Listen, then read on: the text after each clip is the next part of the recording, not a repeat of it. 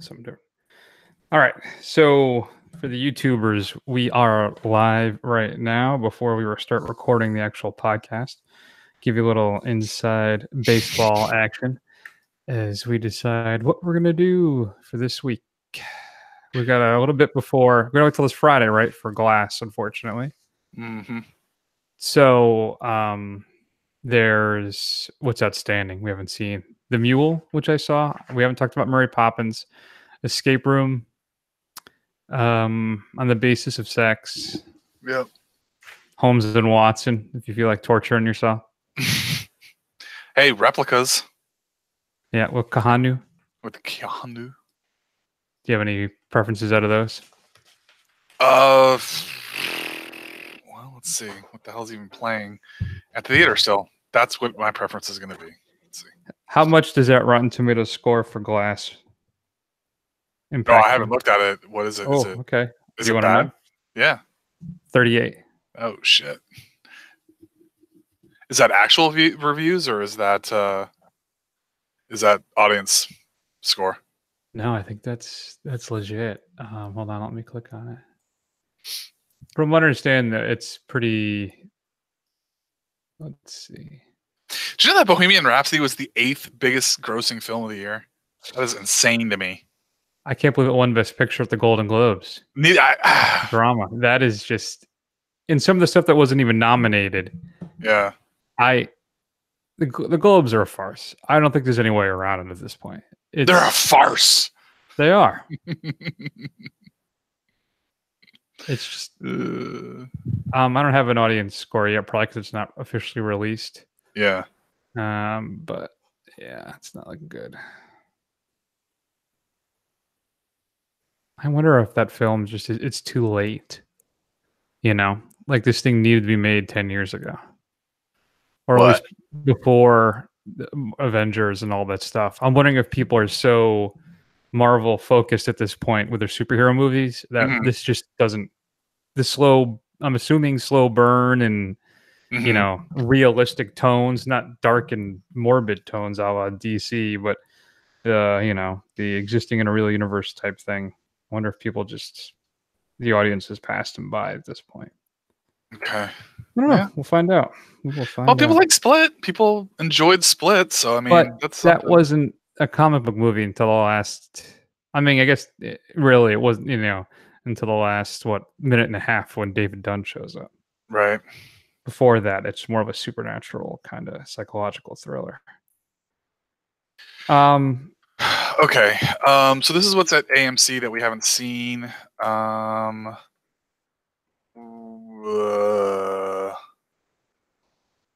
And I can't believe how many. This must be. I can't believe the legs on this Mark Wahlberg Rose Byrne movie. I think it's still out. You know, it's supposed to be delightful, but yeah. Like, no, can't. We could. Yeah, I mean, I don't know. I've heard that Escape Room is actually supposed to be pretty entertaining. No. For a horror film, January horror film.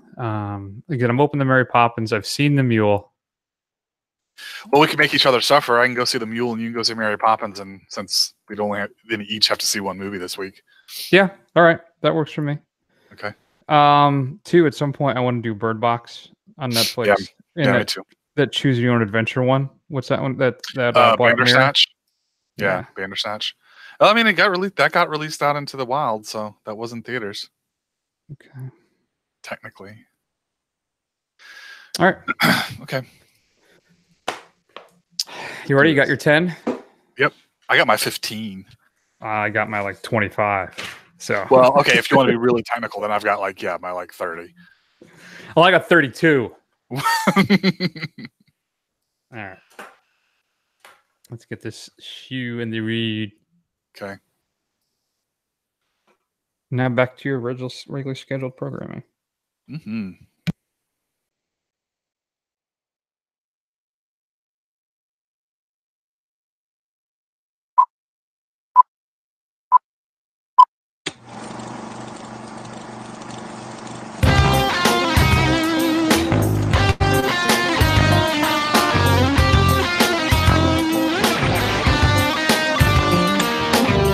Chris Scalzer here with Matt Howell. On this episode of The First Run, Matt and I are going to discuss If Beale Street Could Talk, the latest film from Barry Jenkins, who a couple years ago gave us Moonlight, which won Best Picture, though initially we didn't know that.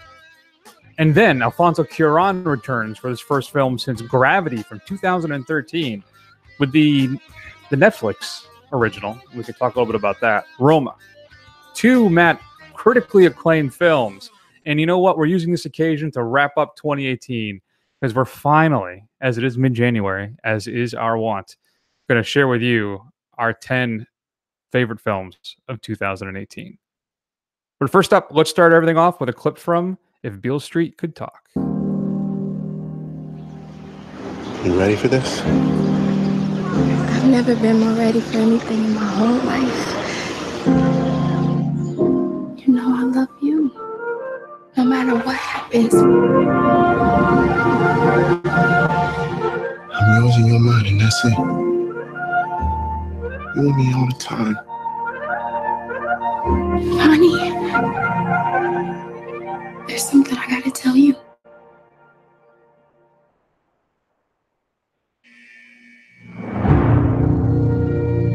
We are drinking to new life.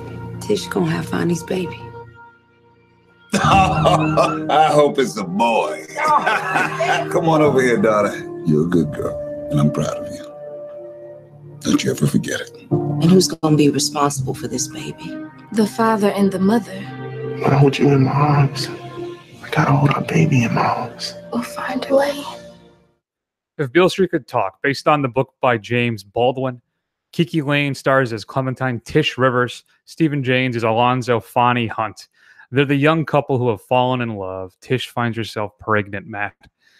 And they're trying to fend for themselves and start a life together in the mid-70s, facing just, what, Matt? Just challenge after challenge, racial strife, racism, bigotry, and then even internal squabbles amongst the families themselves.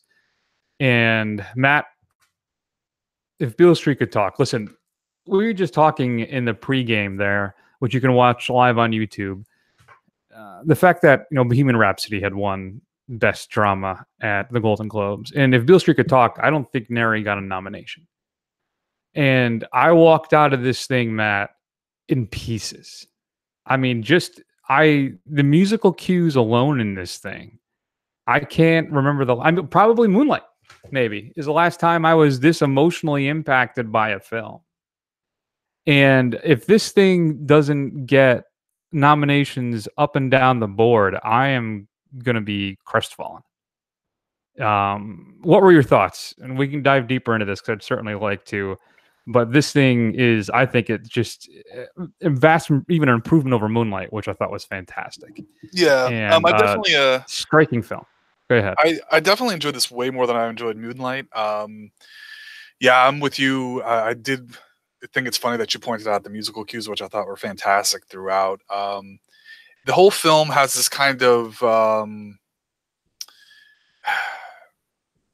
I want to say it's kind of like a juxtaposition between it has this grounded quality of stuff that happened in like slice of life. It's true to life, but it's also very ethereal and dreamy, and just the kind of the way it's all set up, is kind of like they're floating through, their lives, and they're floating through the time period. But it's timeless too. Yeah, right? No, I mean, he gives this thing this kind of amber sheen that kind of is what I think is what gives the film its almost dreamlike quality. Mm-hmm. But still, everything is so deeply rooted in reality. But no, you're entirely right. I apologize. I didn't mean to cut you off. Please continue.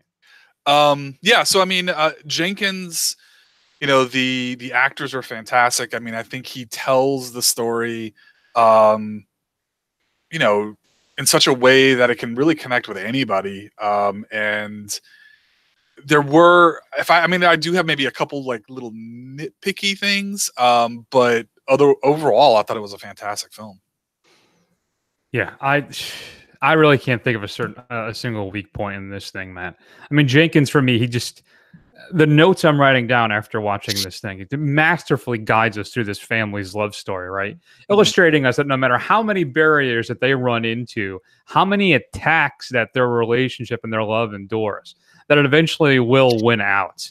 Even though it may not have the storybook ending you want, still, you can, the core of the film and the love between the two of them just will not be denied. I mean, it is an exceptionally lush film with striking cinematography. And as I said, in a score, Matt, that just... Remember, too, when I talk about James Dean? Here's another real pretentious line for me. Lord. But the score just permeated my soul. It really, it just deeply moved me. Every time that Jenkins does these kind of framing single shots of each one of the stars, right? And the score kind of lushly comes up. I was getting all emotional. I shed at least one or two tears watching this thing, just in the moment. Like, I'm not babbling, right? But still, there's moments where I'm like, you know, it's. Well, I can't say I was moved that much. I enjoyed it. You know, and I think, I mean, since I mentioned I had nitpicks about it, I don't know. For whatever reason, Dave Franco really just took me out of it, his little role or whatever. Like, I wasn't really on board with that. I kind of was like, okay, that seems more of stunt casting than anything else, but whatever. And then I just thought, and I know it's based on a novel, I just thought,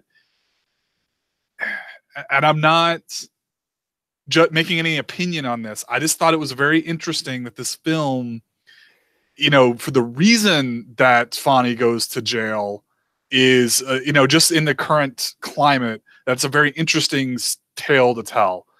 You know, and it's not something you would think, kind of with what's going on, but I thought it was an interesting choice. I'm not sure what you mean by that. Well, the whole thing revolves around that he's falsely accused of rape, right? So yeah. So basically, they hire a private eye to go find the woman. They go to Puerto Rico to confront her.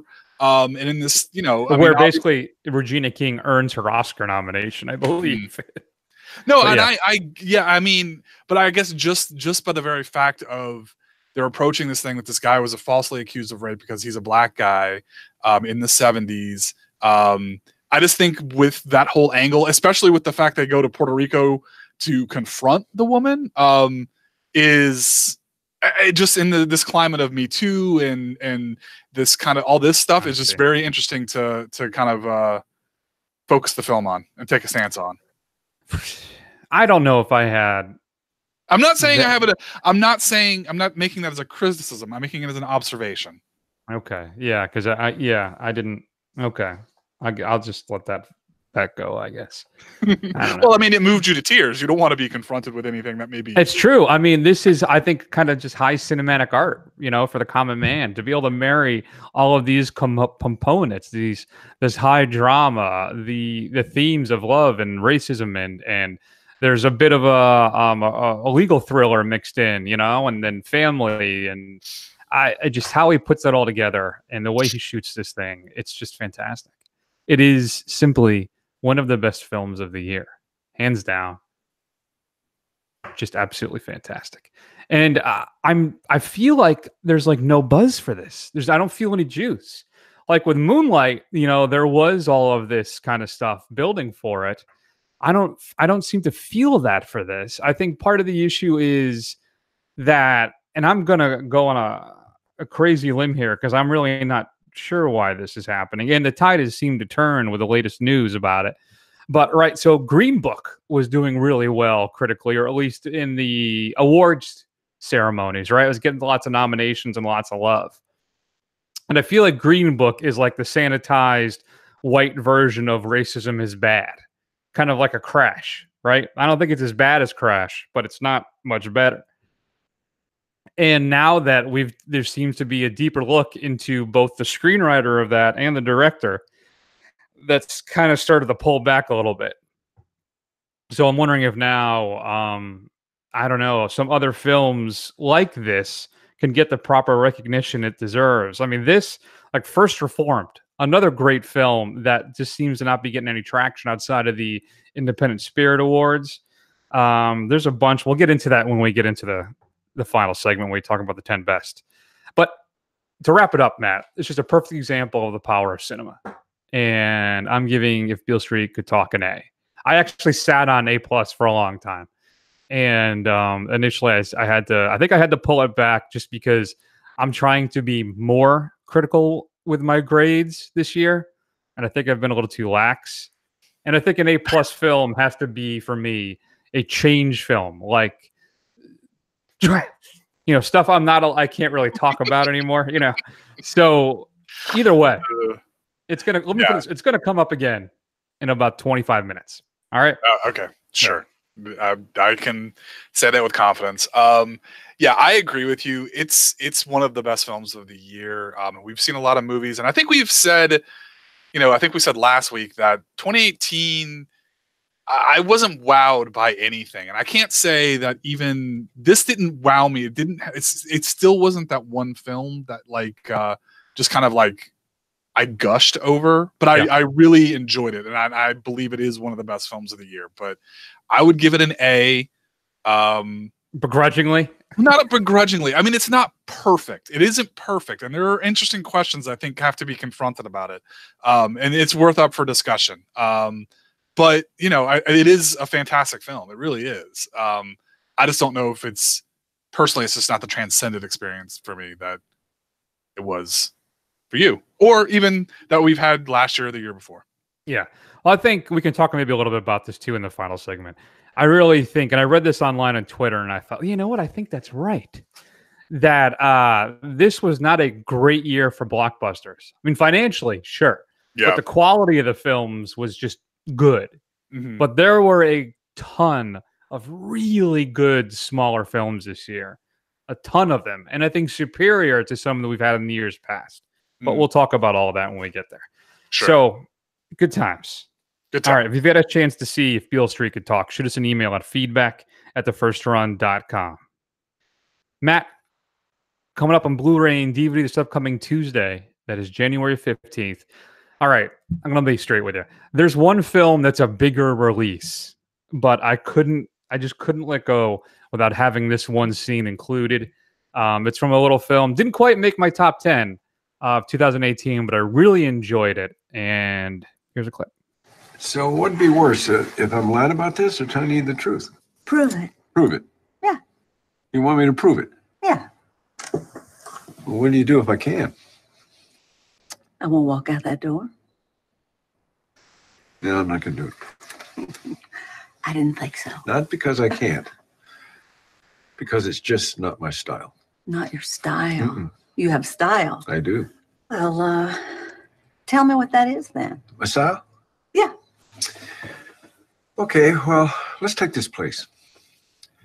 This place is not my style. But say it was a bank.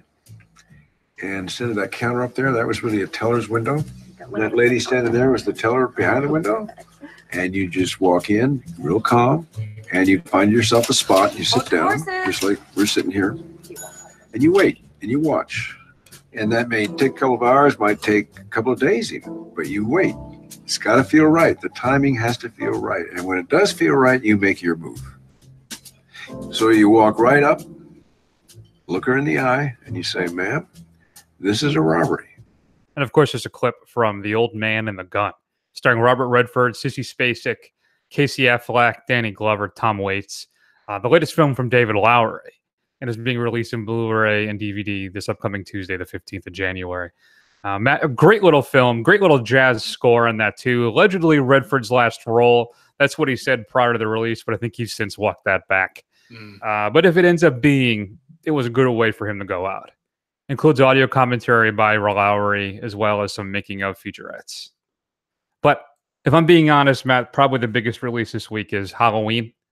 The new version is being released. If you get it from Best Buy, you get a steelbook. There's some deleted and extended scenes, a featurette called The Legacy of Halloween, Journey of the Mask, a bunch of other stuff.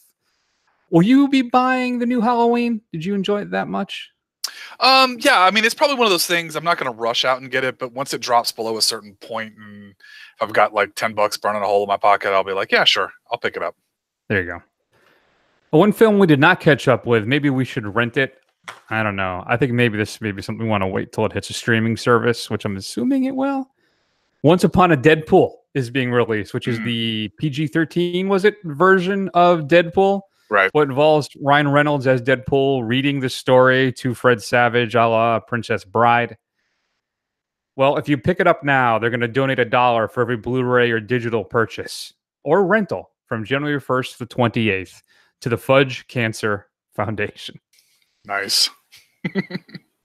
So you can pick that up. Once Upon a Deadpool. I don't know, man. I guess it's more of a novelty, right? Yeah. I mean, I'd be curious to see it, but I'm not going to buy it. I mean, I'll just wait till I can catch it somewhere along the way. There you go. Goosebumps 2 is being released. Includes gag reel, 3 deleted scenes, and 5 featurettes. New to Blu-ray. One of my favorites. Criterion is releasing the Hitchcock film Notorious, starring Cary Grant and Ingmar Bergman. Includes audio commentaries from 1990 and 2001. Did I say? Yeah. And then new interviews with Hitchcock biographer Daniel Spotto. A whole bunch of new stuff. But I'm really excited about is the new 4K restoration of the film. I think I have this on DVD as part of the original Wronged Men and Notorious Women box set Criterion released like 10 years ago. It's Ingrid, not Ingmar Bergman. What the hell's wrong with me? But you can pick this up with a new 4K restoration. So next 50% off sale, Barnes & Noble, I know what I'll be getting. Shout Factory is releasing 3 films. Saturday the 14th. Did you ever see that? I remember that being on HBO all the time when I was a kid. You're not familiar with that? So it's basically a satire of horror films where a couple moves into, they inherit a vast estate and the place is haunted, but it's basically a satire. And Saturday the 14th instead of Friday the 13th. Wow. Thank you. Plague of the Zombies is being released in a remote 19th century Cornish village. An evil presence lurks within the darkness of the witching hour. A mysterious plague relentlessly consumes lives at an unstoppable rate. Unable to find the cause, Dr. Peter Thompson enlists the help of his mentor, Sir James Forbes. They're desperate to find an antidote, Matt. Instead, they find explicable horror. I actually say inexplicable horror. If it was explicable, I guess it wouldn't be that big a deal. Empty coffins with a diseased corpses missing. But the big release this week from Shout Factory. Oh, baby. This one's a classic. Halloween 3, The Marsupials. You ever seen Howling 3? No, I never have. I just remember I've heard terrible, terrible things about it, and I've never managed to go see it. Oh, it is a disaster. And you can pick that up finally this upcoming Tuesday. Your 4K release of the week. Well, the only big one it looks like it's going to be Cliffhanger for catalog releases. That's the Stallone film with John Lithgow. And then finally, your straight to DVD pick of the week, Matt, is Speed Kills. John Travolta commands the screen as Ben Aronoff, a speedboat racing champion and multimillionaire living the American dream. But Ben hides a dangerous secret life. His boats are being used to move cocaine through Miami. Suddenly caught in a crossfire between DA agents and the mob, Ben makes a desperate stand to save his family and his empire in this action-filled thriller based on the incredible true story. Speed Kills. We should do like a double bill of this and Gotti one night. Yeah. See, remember we did not too long ago, you may recall, I mean, I know you probably have hysterically blocked that out of your mind, but we did a straight-to-DVD film series, and we were not pleased with ourselves. There's a reason that we were hoping to find some lovely trash, and all we found was trash. Yeah. So what should we be streaming this week?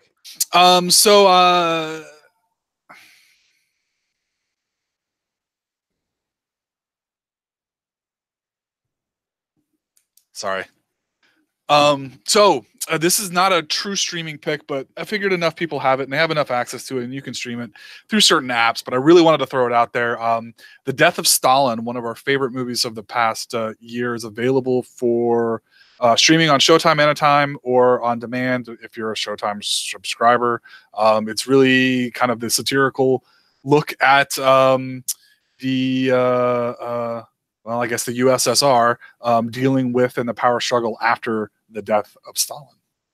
Yeah, that's pretty good. That's a pretty funny one. I rather enjoyed that. That's Iannucci, of course, who did he helped develop Veep, but what's the English version of it? Why am I blanking now? The Cut, I think, was the first one, and then they did a TV show. And then the film is called something that I'm blanking on as well, because I'm clearly drinking way too much tea today. I can't focus. Hell or High Water is on Netflix too, which if you haven't seen that, is pretty good. It is pretty good. All right, that sounds good, Matt. So let's go ahead then and move right along, and let's spend a couple of minutes talking about Roma. And we're just here. Here's a typical. We don't do international or foreign language film clips because I think our audience is mainly English speaking, but we're not going to do that anymore. So we're all going to enjoy this clip, and we'll talk about it on the flip side, on the flip flap. Here you go.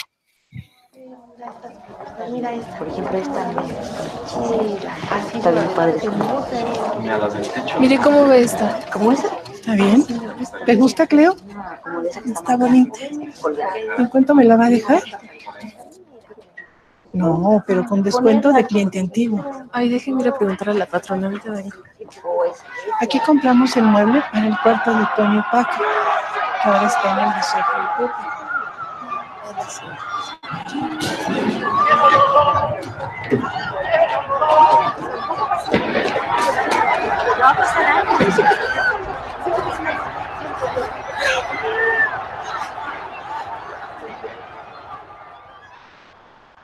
That, of course, is a clip from Roma. That is a particular scene where Cleo is at a store shopping with the mother of the woman who employs her, Teresa.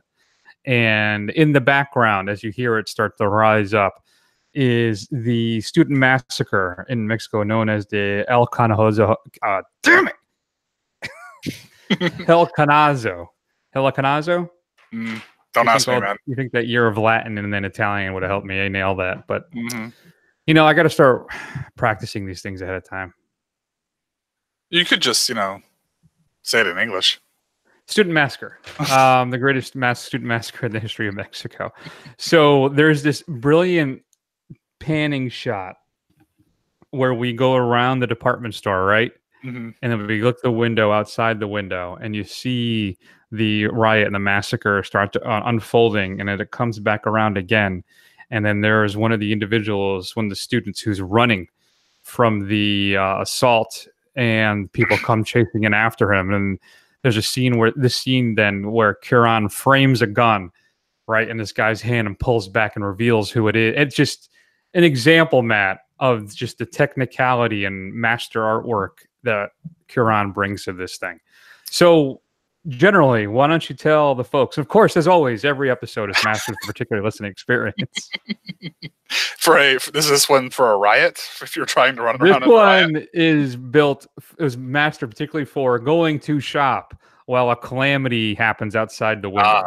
Any calamity. It really doesn't matter what kind of calamity. No, that's how good we are. It's pretty much all encompassing. Yeah, there you go. So, what is Roma all about? Really, it's kind of a semi-autobiographical story of Cuaron and his family, and it really focuses on his live-in maid, nanny, housekeeper, Cleo, and how she kind of lives her life separate from them and kind of everything that befalls and happens to her. I mean, honestly, it seems like a reductive description, but I mean, really, there's not a whole dearth of plot in this thing. So, I mean, that's basically it. Fair enough. So let me just say, Matt, we were talking about if Beale Street could talk. Yeah. Speaking about the power of cinema. Sure. This is Cuaron's, I feel, another dreamlike memory play. And this is another film that is, I thought, absolutely stunning. Each frame of this thing, to me, was like a work of art. I feel like you could take a screenshot of each frame of this thing and hang it on your wall. I mean, I find myself stating out loud over and over again, God, how did he do that? Yeah. You know, it just, there are 3 or 4 gorgeous, long tracking shots. So one of the most memorable things about Children of Men is that tracking shot at the end, right? When they're going through the... Or even the one in the car in the attack. There's 2. That's true. Well, this one's got about 5 or so. And it is just, this thing is technically perfect. And for me too, I think one of the challenges with that kind of stuff is that, and it doesn't lose its heart. Now, I'm going to be straight with you, Matt, that in the beginning, like you say, there's not like a big overarching, we have to overcome this thing, right, in order to have this driving plot of a film. And the first half focuses mostly on Cleo and kind of just her general interactions with the family, the challenges she experiences, and particularly the other challenges the family experiences. I thought it was a fascinating watch, but I wasn't feeling an emotional connection. And then the film takes a shift on, a little less than more roughly the halfway point. And then we start to really dive into Cleo's struggles and what she's going to do, which culminates in one of the more devastating scenes I've seen in a few years when she's on the beach. And her utterance, Matt, just killed me. I was like, my God, and my hand went to my mouth, and the whole film started to shift for me at that point as well. I mean, I was initially kind of at an arm's length with it for most of the time, just admiring the technicality of it and how beautiful it was. Then when she has that change roughly halfway through, I'm trying to speak as spoiler free as possible. And then when it culminates at the end, that whole period, I was just sucked in and emotionally locked in with this whole film. So I don't know. What were your thoughts? Yeah, I agree with you. So we had a real 1-2 punch with this one. And as you said, I mean, this film, everything about it is just technically gorgeous. I mean, he is just a master of filming and just his shots. I mean, and just the riot scene, and then, the party with the forest fire, all of that stuff. It's just amazing what he's able to do. And it's also, like you said, the first half of this thing is a very kind of slice of life observed, it's no big stakes or anything like that. And then he pulls you in and really gives you this kind of dramatic stakes on this thing. And it's still on a small scale. It's one person, but it's still like how all of this person, everything can like settle on this person's world. And it's just, I connected with this film, I think, a lot more than I did with Beale Street. And I don't know why that is. Maybe it's just because of that gut punch in the middle and kind of focusing on this Cleo and what she's going through afterwards. But yeah, I really love this film. I mean, it's as good at looking as, some of the films we've seen this year. I think this may be maybe the best film as far as visually that I've seen all year long. The story, I mean, it really just kind of emotionally resonates with you if you just stick with it. Yeah, I would agree. And about what, 2:15? So it's a sit. It'll take some time. But what do you feel about the Netflix release? I really feel it was shown, even in 70 millimeter in a few theaters in big cities, which I am just. You're dying to see. I am. I would go see this in the 70 millimeter screening tomorrow. I would. I hear that's the way I see it. I hear this thing is absolutely amazing on a really true big screen. So all right, this is where we are. This is what the future is going to be. Yeah. And they're going to release it in a couple cities. It's got to stay in a large theater, right, for at least a week, I think, to qualify for the Oscars. Okay. And then this is, I think, is where we are now, where we're only going to see something that this magnificent a scope. I got a 65-inch TV here at the house, all right? Yeah. Which is good. That's solid, man. I mean, that's solid. But it's not a screen. It's not a 70 millimeter presentation. Right. And I feel, even though, I mean, I was swept away by this thing, I can't imagine what the impact would have been. Is this good? Is this good to be doing it this way? So let's just temper something quickly with this. So 70 millimeter in and of itself is very rare. There are not very many places you're going to find it. And there's not many films that are actually, filmed in such a way that really take advantage of it. So that's not necessarily fair because, I mean, granted, I would love to see this on a huge presentation like that. But it's so rare anyway, just by the sheer fact that we get all excited when we talk about some director that we like shooting in 70 millimeter. That just kind of shows how rare it is, right? And while I hear you, think of it this way, though. This is the other counter argument. This thing got pushed out, to a much broader audience. It's going to exist. And the best part is you know what? If this thing, let's say this thing gets a bunch of Oscar noms, which it should, it could drive interest to it. And guess what? It can, basically a third of the country has it at their fingertips. They don't have to, not be able to see it because they can at least turn it on their TV.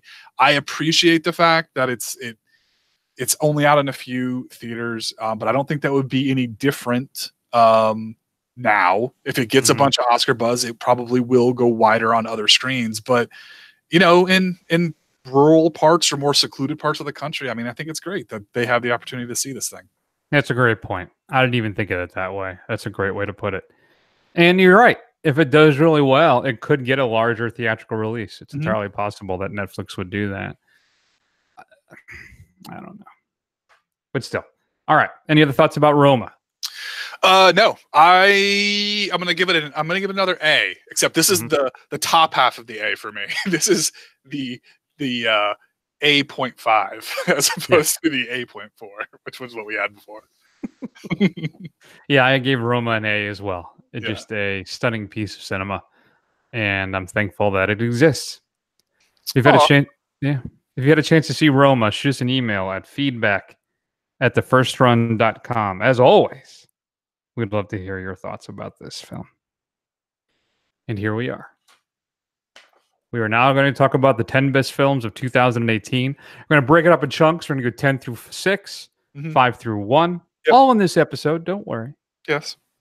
But let's start everything off with a clip from a film that didn't make my top 10, but was well worth your time. We had a director that once said to me, you take all of the elements that make good television and do the exact opposite. You have Mr. Rogers' Neighborhood. Low production values, simple set, unlikely star. Yet, it worked. Because he was saying something really important. Love is at the root of everything.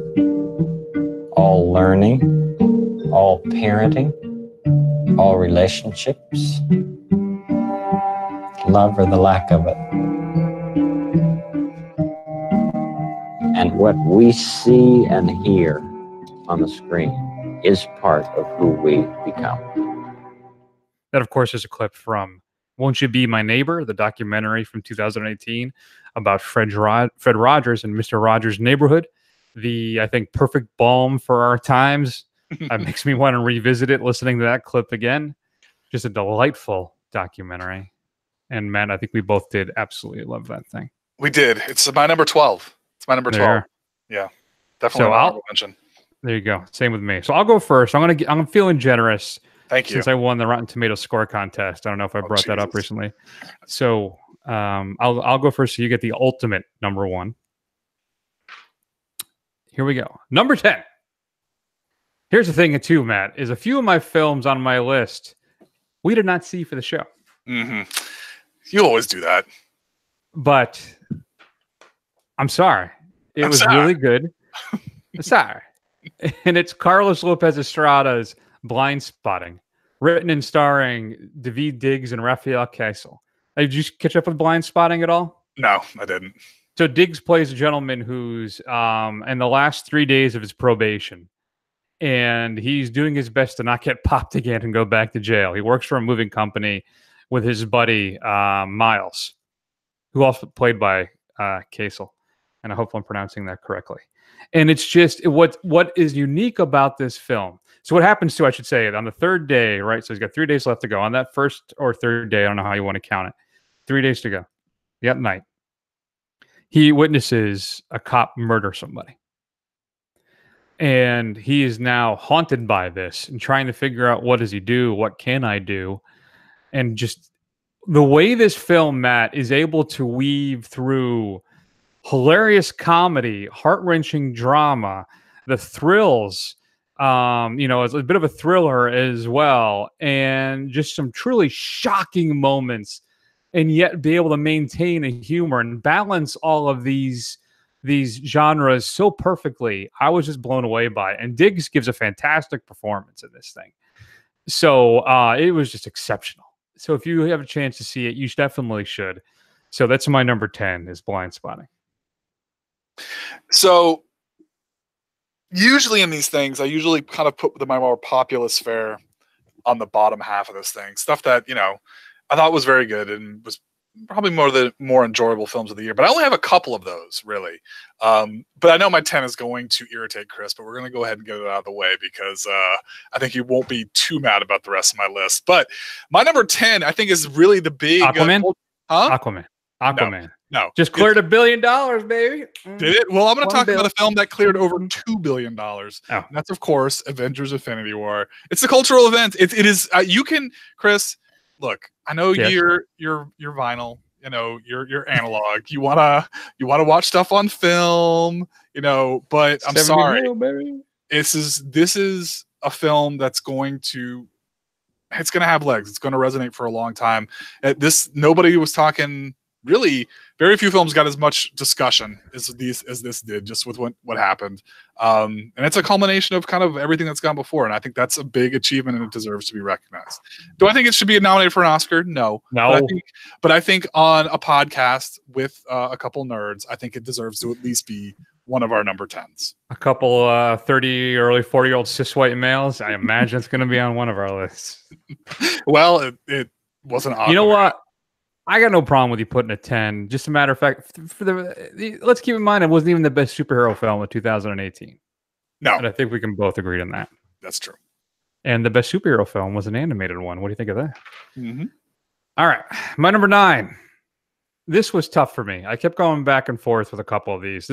Here's the thing, right? My top 5 was pretty locked in. Mm-hmm. And my 10 through 6 was pretty fluid. So my 9 is probably based almost entirely, mainly on the strength of the lead performance by Toni Collette. And it's Hereditary. Okay. One of the creepiest horror films in years. And it's not just gore and jump scares. And, the scene of her hiding on the ceiling in the spider thing, Matt, and just her sheer performance, which I think deserves an Oscar nomination. It's that good. Yeah. And I felt I needed to give Hereditary its due and the love that it needs. So the creepiest time I had at the theaters last year, for sure. Suspiria 2, exceptionally strong film, but it didn't give me the creeps, I think, as much as Hereditary did. So that's my number 9. Okay.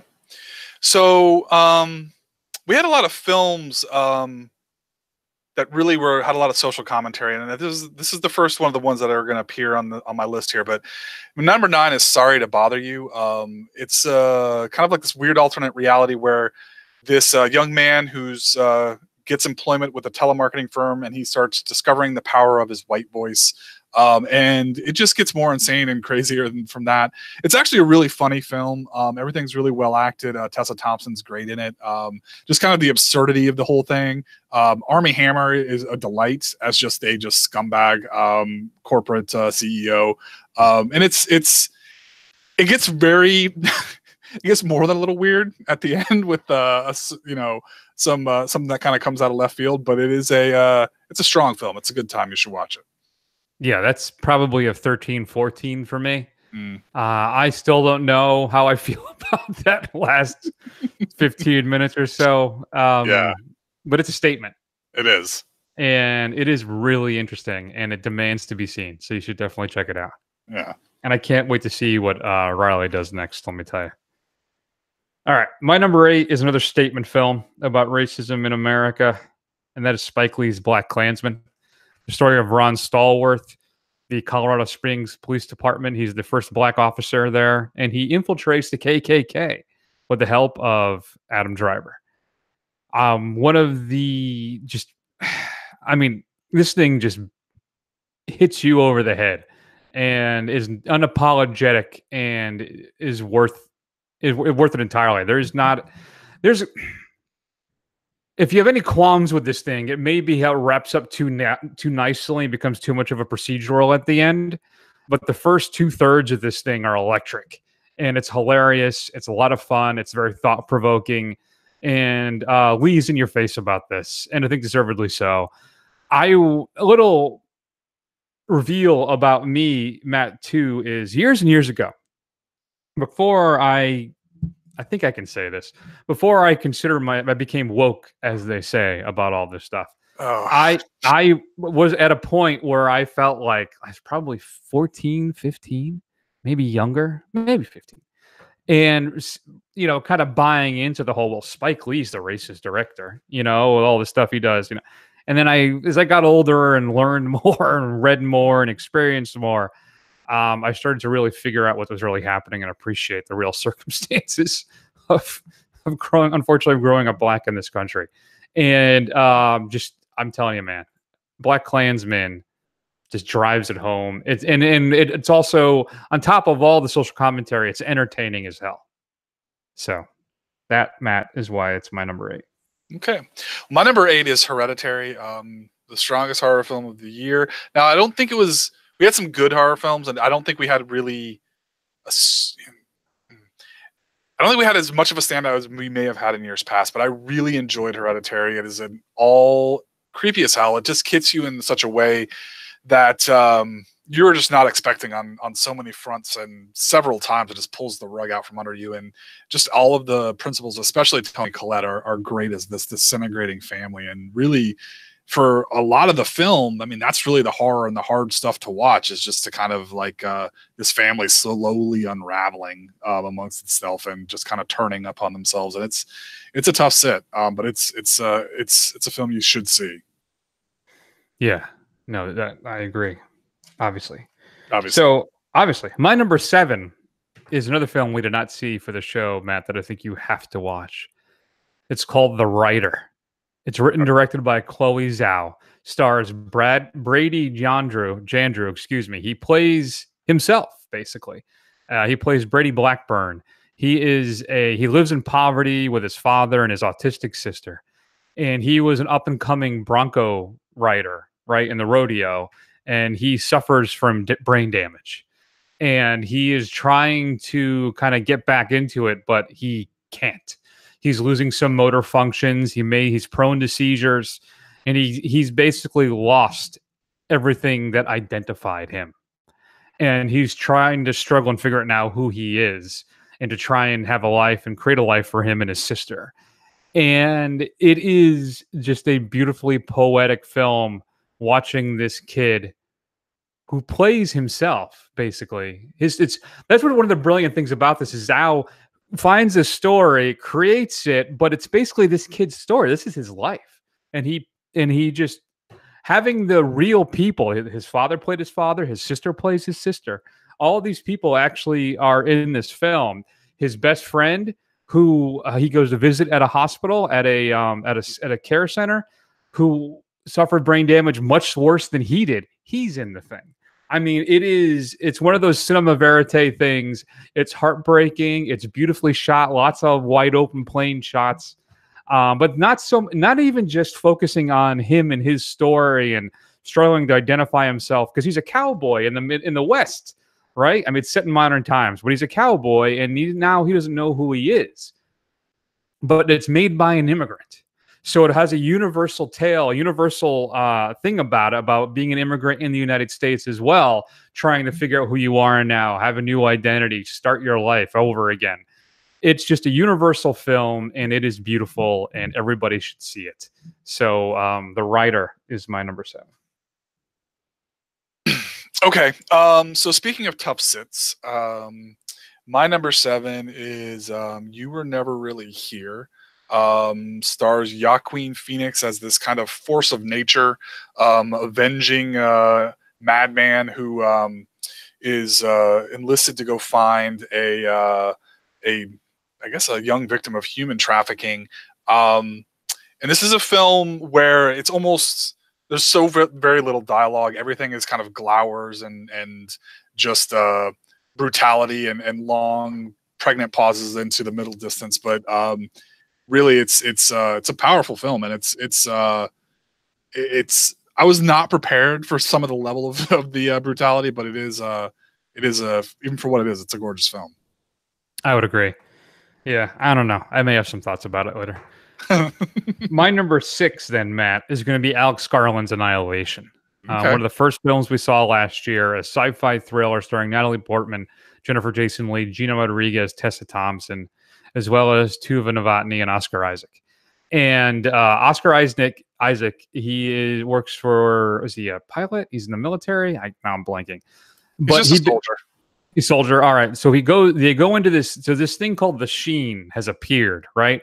And he goes into it, and then they don't come back, except he shows up at their house. He's the first one to come back from it. And they're are they married or just together? I think they're married, right? Yeah, they're married. So she's a scientist, and she joins up with a team to go into the Sheen and try and find out what happened to the soldiers that were in there. And Garland introduces some truly fascinating and interesting visuals in this thing, as well as explores some themes that you don't normally see in a science fiction film. It is also exceptionally terrifying at points. It's beautifully shot, exceptionally well acted. You have a strong group of female leads. I absolutely loved Annihilation, and so that's it. That's why it's my number 6. Really good. It may be a little crazy 2001-esque at the end, but still a ride well worth taking. Yeah, I would agree with everything Chris said. I wasn't, I didn't really, I've seen that film multiple times since then, and it's something that I appreciate more on each repeat viewing, but didn't quite make my top 10. I had it in my, I think I had it listed as 13. So, but it is a fantastic film. It's really good. All right, so my number 6 is the best superhero film of the year, and I don't care what anybody has to say about it. This is my list, damn it. But it's Into the Spider-Verse, animated film. Really the merging of different Spider people into a singular universe with Peter Parker, Miles Morales, Gwen Stacy, Spider-Woman, and along with some just insane, other periphery characters. I have said this many times. I am an unabashed Spider-Man fanboy. He is my favorite character as far as comic books go. And they just got this right. The tone is right. The relationships between all of them is just perfect. And then just by the very fact that they're set up, they've managed to pull this off where they're setting up this kind of weird comic book multiverse thing with different Spider characters, and it goes off without a hitch. And it's fantastic. It is so much fun.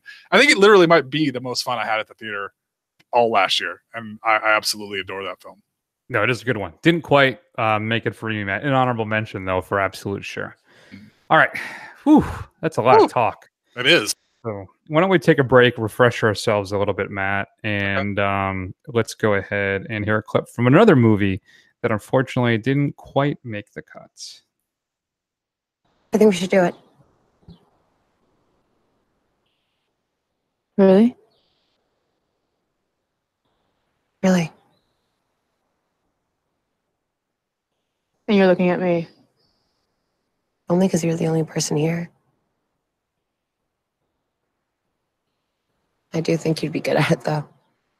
I mean, the kind of composure you showed with... Hey! Hey! Amanda!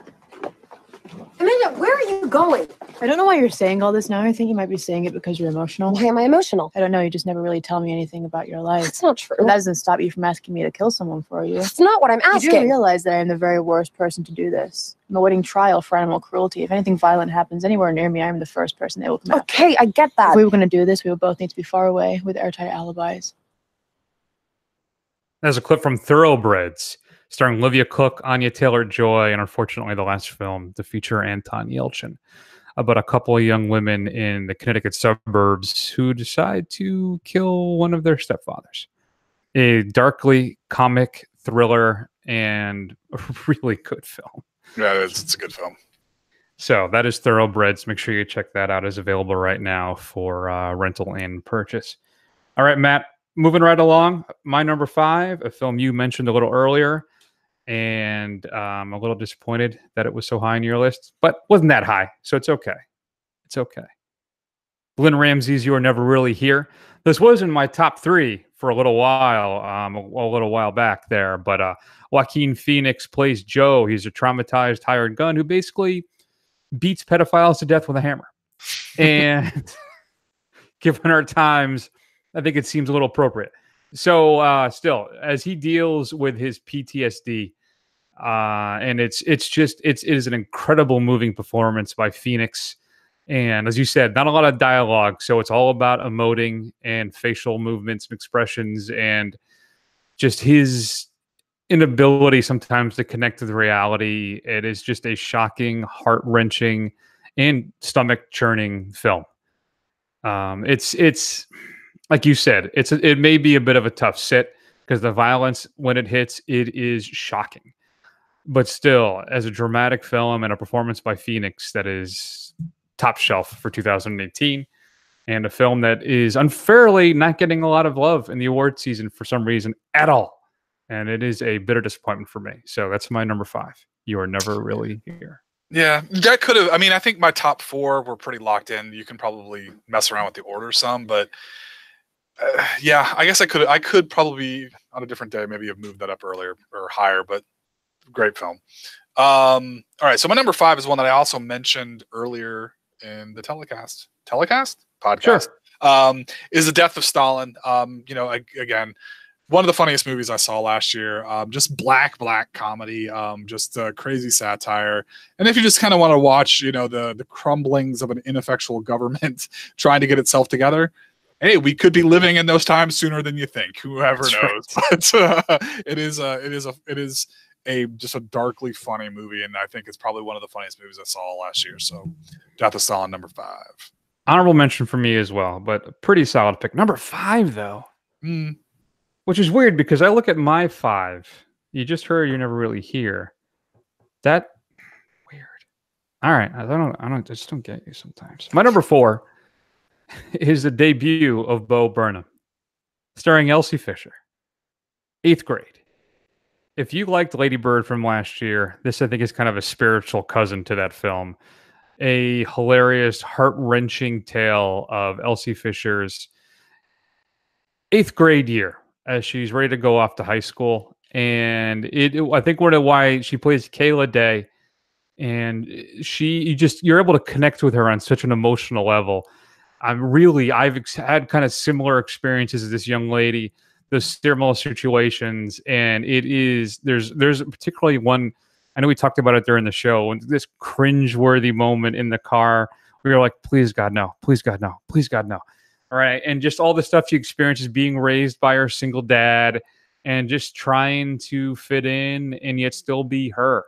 It's tear-wrenching, it's hilarious, dramatic, it's just fantastic. And if you haven't seen 8th Grade, I can't recommend it highly enough. It is a great little film. It's my number 4. All right. So my number 4, now Chris may go off the rails a little bit here, but we'll see. Because I have a feeling it's going to be pretty high. I know Chris, and it's probably going to be either 1 or 2. But my number 4 is If Beale Street Could Talk. We just talked about it. Listen to the first part of the show. Fantastic film. Really, number 4. I'm not going to talk about a lot about it since we just talked about it for 20 minutes. So fair enough. Number 4. Number 4. Number 4. Okay. My number 3. It's Chris's number 1. Spoiler alert. My number 3 is Cuaron's Roma. So if you want to go ahead and rewind about 15 minutes, you can hear our discussions about Roma, but really just another fantastic output from Cuaron. A visually stunning film that is emotionally affecting as well, and is currently available on Netflix. It is beautiful and fantastic. Number 3. My number 3 is 8th Grade. I emotionally connected to this film, and I think really anybody, I don't care who you are, what your experience was, there's going to be some piece of this that's going to connect with you. Just the kind of awkwardness of being in your kind of transitive teen years, and just the, just everything about it. Just her trying to make the best she can, and the difficulties in the kind of her jerk classmates, but at the same time they got their own issues, and just her dad trying to connect with her. It's everything about it. It's just a cringy yet warming experience, and I think everybody can relate to it. So I think you should definitely check it out. Yeah, that's another thing too, right? The Josh Hamilton, who plays her dad, that's another like dark horse, subtle, where you could almost see a nomination from him. He is really good at that. So good. He's so good. Just his fumbling, trying to connect, and all this kind of stuff. and he's just so. What I love about his performance is the fact that too often you get these kind of like standoffish or befuddled parents, or they just like they're just exasperated, and like he is all of those things, but at the same time he has complete warmth for her throughout the entire thing, and it's just like he's just trying his best, and he's failing quite a bit, but it doesn't keep him from trying, which I thought was awesome. Yeah, I agree. My number 2. Okay. You ready? Yes. All right, sit down. Here we go. If Beale Street Could Talk is my number 2, man. Okay. Barry Jenkins' latest film. Sorry? I'm very curious to see what your number 1 is. I must be missing something, but go ahead. I think you are. But yeah, so Barry Jenkins, listen to the beginning of the show. Gorgeous, beautiful, moved me to tears. Jenkins announced last past weekend that they're releasing the soundtrack on vinyl, which I will be buying. It is that good. And I will also be purchasing this film as well. Just a stunning film from beginning to end. Number 2, If Beale Street Could Talk. Okay. Number 1. No, you're on number 2. Sorry. I'm on number 2. So my number 2 is was way lower on your list, and I'm actually really surprised. And I don't know if it's because you were it's so far in the past and you've seen a lot of good stuff to kind of lessen its impact. But my number 2 is Black Klansman. I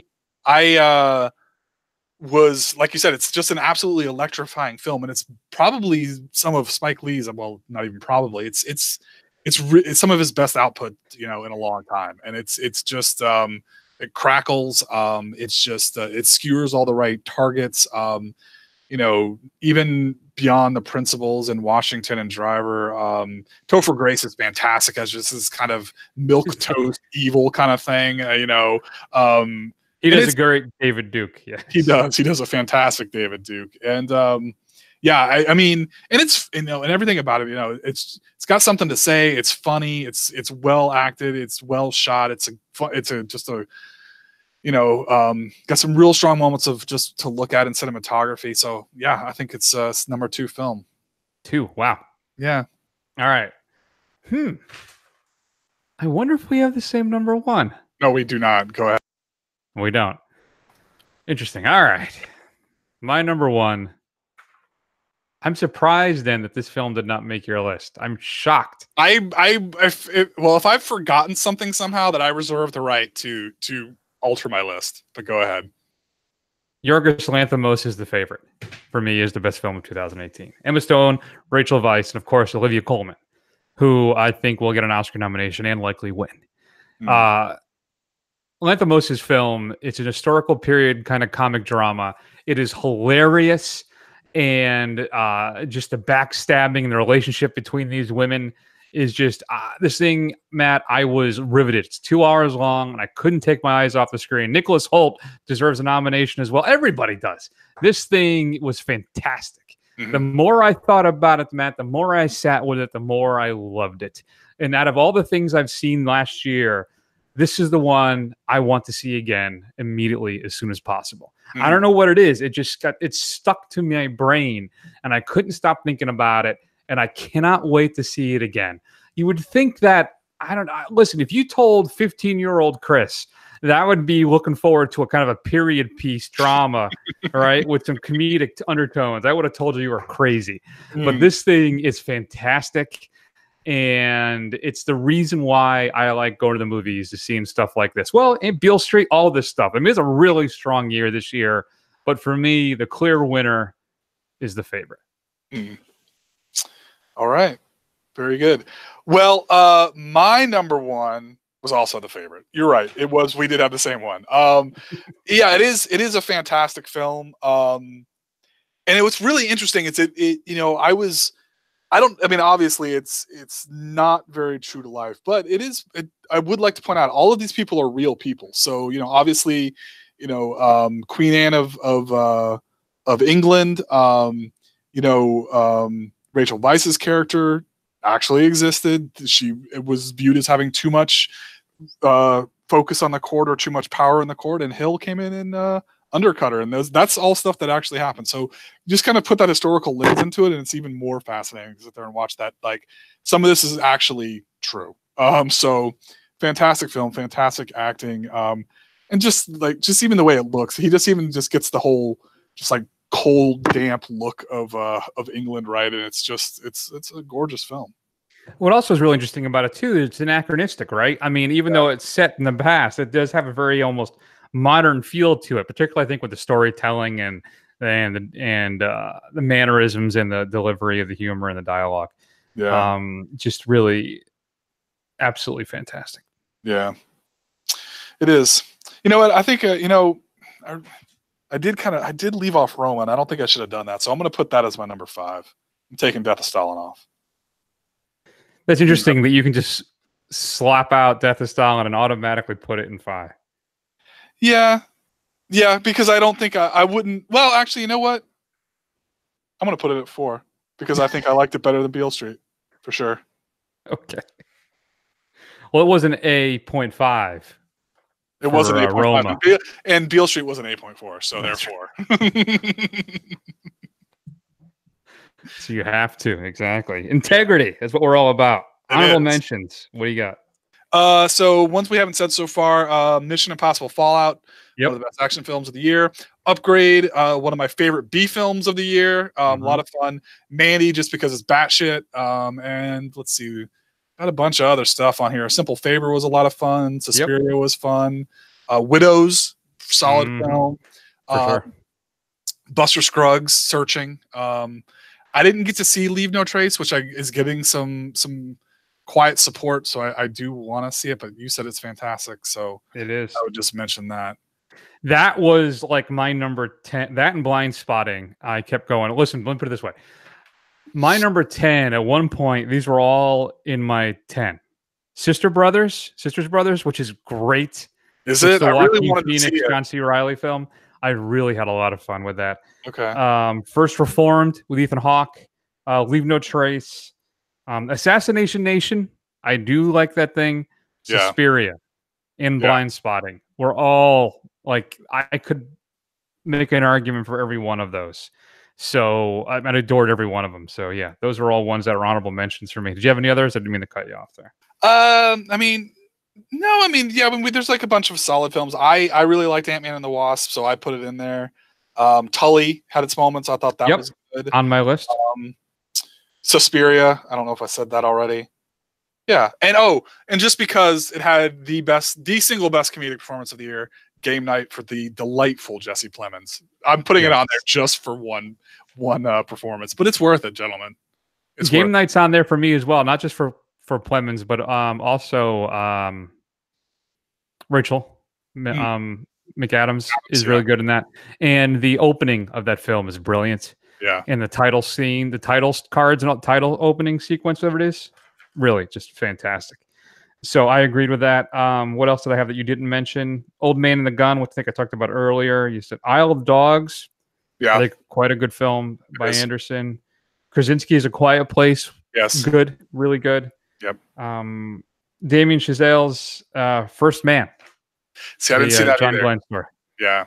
I heard it's really good. Strong again. And what else? I think, is there anything else that you didn't mention? I think that might be it. You said Mandy. Oh, one other thing that I saw that maybe could have been a number 10 for me as well, but I think it would have been 11 or 12 is Cold War. Okay. Which is a Polish film. It's Poland. Yeah. Okay, yep. And Joanna Kulig. Now, it's shot likely, I think it's the way he shoots this thing, it's gorgeous. It's black and white. And it kind of gives this film this almost silvery sheen to the whole production, right? And Kulig it's like she radiates like a classic kind of film starlet. That's how not just a film has that glimmer, but she does as well. She's fantastic in this thing. And it's really a film about, just destructive power of love and how sometimes people are attracted to each other, and even in really horrible circumstances, and their lives can even though they're supposed to be together, it's the worst thing for each other type of a thing. And it's really, really quite good. So I really enjoyed Cold War. Couple stuff I didn't get to catch up with yet is that I want to see. There's 3 films, Matt, that I missed. And that's Can You Forgive Her, the Melissa McCarthy film where she forges those letters. Yep. Richard E. Grant is supposed to be really good in that as well. Shoplifters, which I cannot find anywhere, and Burning are 3 films that I unfortunately did not see in time for the recording of this show. You're a fraud. You're a charlatan. That's very, very true. There's a couple other things too, right? A Private War I wanted to see. Cam on Netflix is supposed to be pretty good. Private Life, Thunder Road, and then The Apocalypse. It's like a musical zombie film, right? Yeah. So very, very strong year. I'm glad we had the same number 1. I mean, I we basically had the same number 5. We basically, well, no, I put Black Klansman a lot higher than you did, which really surprised me that you had it in the bottom 10 or bottom 5. I had it a little higher. I think I actually originally had it at 6. Yeah. But I kept going kind of back and forth on stuff. And I'm even my blind spotting too. Again, even now, I could put in Sisters, Brothers, First Reformed, or Leave No Trace. I really feel like I could slot any. They're all really, really good. Well, I'm gonna have to check out those Sisters, Brothers, and Leave No Trace for sure, and First Reformed. I'll try and find those suckers. First Reformed and Leave No Trace are both available on Amazon Prime right now. Oh, all right. Check it out then. What's your top 10, folks? Shoot us an email at feedback@thefirstrun.com. We would love to know what you felt were the 10 best films of 2018. Next year, now, next week, we are going to do a twofer because Matt's seen one, I've seen the other. So we're going to do the old switcheroo. And we're both going to see the films neither of us saw. So next week, we'll be talking about The Mule and Mary Poppins Returns. Guess who saw which, guys? That's right. Win a prize. And too, at some point, we'll be doing, what's the thing on Netflix we're talking about? Oh, Bird Box. We still got to do the Black Mirror thing. I have yet to watch. I think I've only seen one episode of Black Mirror, which is the first one. Though I hear it's quite good. But I want to do that Choose Your Own Adventure one. Yeah. Speaking of your love of Jesse Plemons, you got to watch his Star Trek episode. His Star Trek theme episode is fantastic. So much to watch. Jesus. Oh, by the way, here, Titans is going to be hitting Netflix at some point this year. Oh, is it? Oh. Good thing I didn't jump all over that DC Universe stuff, huh? Mm-hmm. Mm-hmm. So there you go. That was fun. So let's go ahead and take an extended break. Why don't you check us out on YouTube and Instagram, Twitter, Facebook, and thefirstrun.com itself. Just type us in, scroll. Eventually you will find us. Go over to Apple Podcasts and give us a review.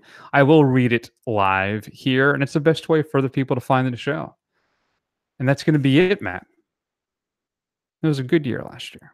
Let's see what 2019 has in store for us. It's going to be, well, we all know, it's going to be big tentpole, big budget sequels this year, Matt. I know you're excited.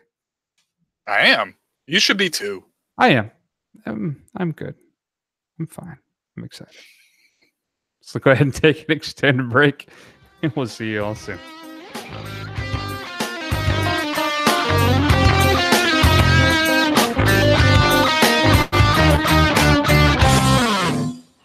Dry your eyes, baby. It's out of character.